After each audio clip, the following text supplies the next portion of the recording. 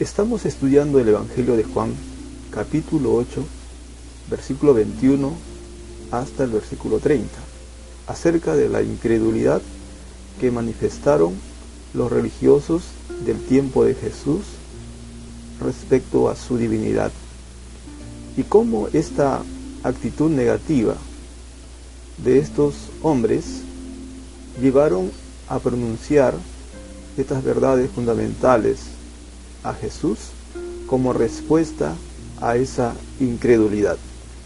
Leemos en el versículo 21 de este capítulo 8 de Juan: otra vez les dijo Jesús: yo me voy y me buscaréis, pero en vuestro pecado moriréis. A donde yo voy, vosotros no podéis ir. Jesús, como la verdad, siempre dijo la verdad. Y aquí Jesús les dice la verdad respecto al futuro que a ellos les esperaba. Jesús jamás usó la mentira para solucionar algún problema o para quedar bien con la gente. Jesús enseñó que el padre de la mentira es el diablo y que él no compartía, no tenía nada que ver con el diablo. Para los que no quieren creer en él y quieren seguir viviendo sus vidas independientemente de Dios, solo hay una verdad. Y esa verdad Jesús lo dijo: moriréis en vuestros pecados. Vivir y morir en nuestros pecados es responsabilidad y descuido personal, no es culpa de Dios. Allí en Juan capítulo 3, versículo 18, leemos: el que cree en él no es condenado, pero el que no cree ya está condenado, porque no ha creído. Jesús hizo todo lo necesario para que el hombre o la mujer se salven de la condenación eterna, pero muchos rechazan esta salvación tan grande y por ende morirán en sus pecados. Asimismo, este versículo 21, en la última parte, y el versículo 22 dice lo siguiente: a donde yo voy, vosotros no podéis ir. Decían entonces los judíos: ¿acaso pensará matarse, que dice a donde yo voy, vosotros no podéis ir? Es sorprendente cómo estos judíos, a pesar de que conocían la Torá y eran muy religiosos, no sabían a dónde Jesús se iba a ir. No sabían o no querían creer que Jesús había descendido del cielo.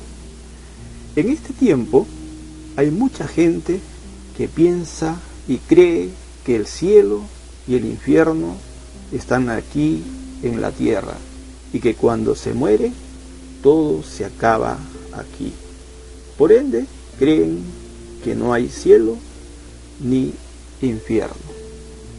Pero nosotros, los verdaderos hijos de Dios, sí sabemos que hay un cielo y un lugar de tormento. También sabemos el camino hacia el cielo, hacia el Padre, y sabemos a dónde fue Jesús. Dice el Evangelio de Juan, capítulo 14, del versículo 2 al 4, que hay un lugar, hay una casa que Jesús está pues preparando para los suyos ahora en este tiempo, y muy pronto va a venir por los suyos. Todas las personas que han creído de corazón en Cristo en esta vida, según la palabra de Dios, tienen vida eterna juntamente con Cristo. Jesús prometió al malhechor arrepentido en último momento que ese mismo día él estaría con él en el paraíso, porque creyó que Jesús era el Hijo de Dios. Allí en Lucas capítulo 23, versículo 43. Pregunto, ¿eres de los que saben dónde está Jesús o de los que no saben? ¿Estás preparado? ¿Estás listo para ir a donde está Jesús ahora? En el versículo 26 de este mismo capítulo leemos: muchas cosas tengo que decir y juzgar de vosotros, pero el que me envió es verdadero, y yo, lo que he oído de él, esto hablo al mundo. Jesús tenía una misión que cumplir aquí en la tierra. Nadie sabe cuántos años estará en esta tierra. La Biblia dice en Santiago capítulo 4, versículo 14, que la vida es como la neblina, es muy corta. Por ende, deberíamos cada uno de nosotros preocuparnos en cumplir con nuestro propósito de vida, con nuestra misión, antes de ser llamados ante la presencia de nuestro Jefe Supremo para rendir cuenta de nuestras acciones realizadas en esta vida. Hay una razón para nuestra existencia y es cumplir con nuestra misión ordenada por Dios. Pregunto, ¿te has hecho alguna vez esta pregunta del por qué estás en este mundo? ¿Cuál es tu misión que debes cumplir? Jesús decía, porque el que me envió conmigo está, no me ha dejado solo el Padre, porque yo hago siempre lo que le agrada. Allí en el versículo 29 de este mismo capítulo. Nuestra misión es también hacer la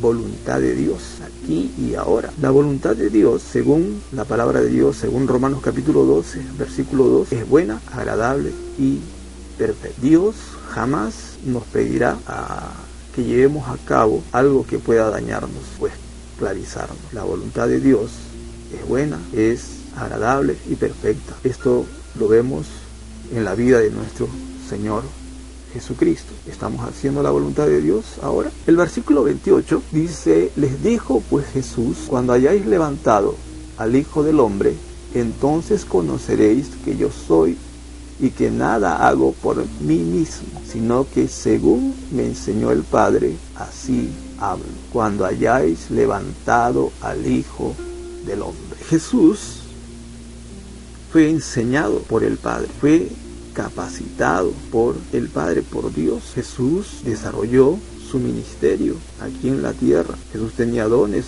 tenía talentos. Hay mucha gente en este tiempo que necesita de nosotros, los creyentes, necesita de nuestras habilidades, necesita de nuestros talentos para ser edificados, para ser bendecidos.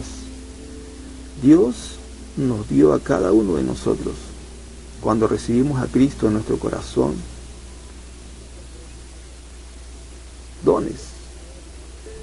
Y cuando vino el Espíritu Santo a morar en nuestro corazón, nos capacitó. En Romanos capítulo 12, versículo 6, el apóstol Pablo dice: de manera que teniendo diferentes dones, según la gracia que nos es dada. Pablo habla de que cada uno de nosotros tenemos diferentes dones para que no exista la envidia en el ministerio, en el servicio a nuestro Dios, o la imitación ministerial, para que no queramos hacer lo mismo que hace otro siervo de Dios. Todos los creyentes en Cristo tenemos por lo menos un don espiritual, una gracia. ¿Ya sabes cuál es tu don? También tienes habilidades que heredaste al momento de nacer. Tienes talentos. No hay ninguna persona sin habilidad en la tierra. En el mismo versículo 28 que acabamos de leer, dice: cuando hayáis levantado al Hijo del Hombre. Esto ya lo sabemos.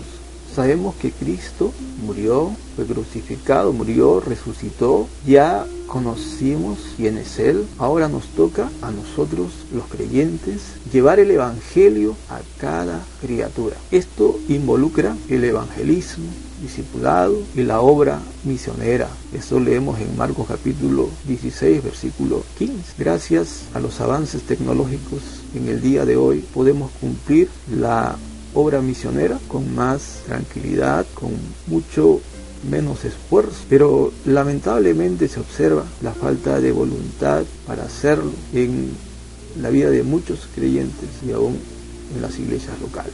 El deber de todo creyente es obedecer el mandato dado por nuestro Señor Jesucristo, y es el de salir de nuestra comodidad, ir para alcanzar a los otros. Como soldados de Cristo tenemos que cumplir con nuestra misión o morir en el intento.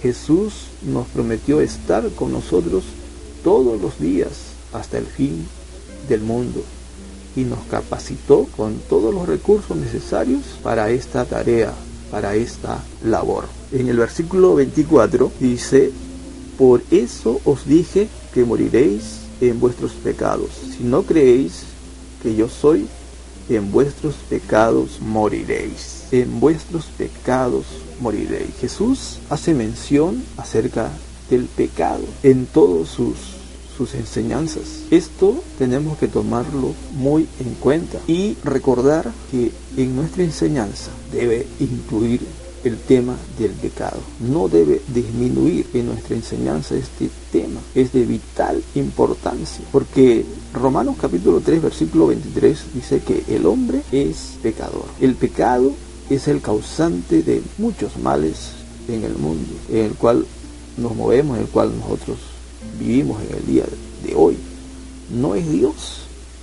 El pecado está llevando al hombre al castigo eterno. Muchas personas actualmente están muriendo en sus pecados debido a la pandemia en la cual estamos viviendo y por otras causas.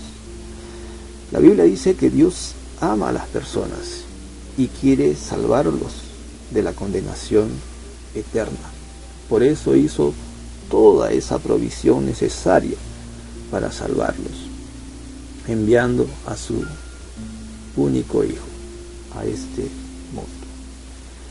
Por eso sería una mentira decirle a una persona atea, incrédula o religiosa que si muere irá al cielo. Aunque nos cueste, tenemos que decirle la verdad, como Jesús.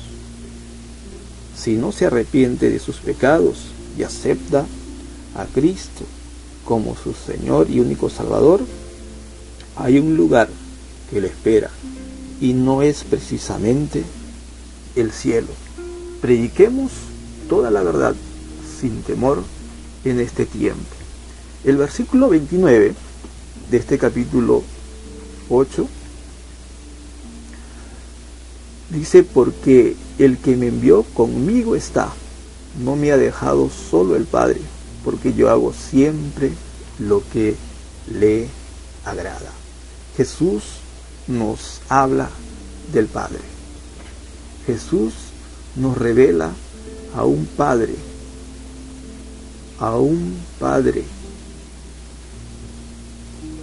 amoroso, a un Dios amoroso. Jesús se sabía amado por el Padre. Ese Padre también es nuestro Padre, que nos ama, al igual que amaba a Jesús.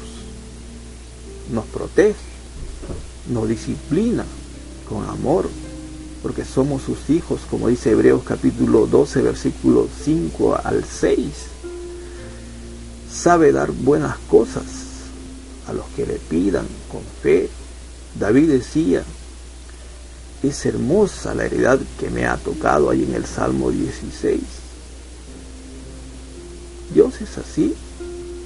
Dios sabe dar buenas cosas a sus hijos como Padre. Los padres humanos, según la palabra de Dios y según Dios, somos malos en el trato con nuestros semejantes, con nuestros hijos. No somos buenos. Por ejemplo, fácilmente nos olvidamos de lo que prometemos, nos descuidamos con facilidad de nuestros hijos, pero nuestro Dios no se olvida de sus hijos, siempre está pendiente de ellos, los cuida, nos cuida de una manera que los padres humanos no podemos hacer. Por eso es necesario conocer a nuestro Dios revelado en las Escrituras y a su Hijo Jesucristo, para poder comunicar su grandeza y su misericordia, en primer lugar a nuestros hijos y también a toda criatura. Finalmente leemos el versículo 30. Al hablar él estas cosas, muchos creyeron en él. Jesús quería que sus oyentes se dieran cuenta de sus pecados y que le reconocieran como su único Salvador personal. Dice la Biblia que muchos creyeron en él al escuchar su enseñanza. Muchos de ellos fueron salvos en aquella oportunidad. Por eso, si has estado pendiente a la enseñanza, hoy tú puedes ser salvo también. Si en primer lugar te das cuenta de que eres un hombre o una mujer que está viviendo en pecado, se da cuenta de sus pecados y reconoce a Jesús como el Hijo de Dios y como el único Salvador del mundo, hoy mismo puedes tener la vida eterna que ofrece el Señor, y es gratuitamente.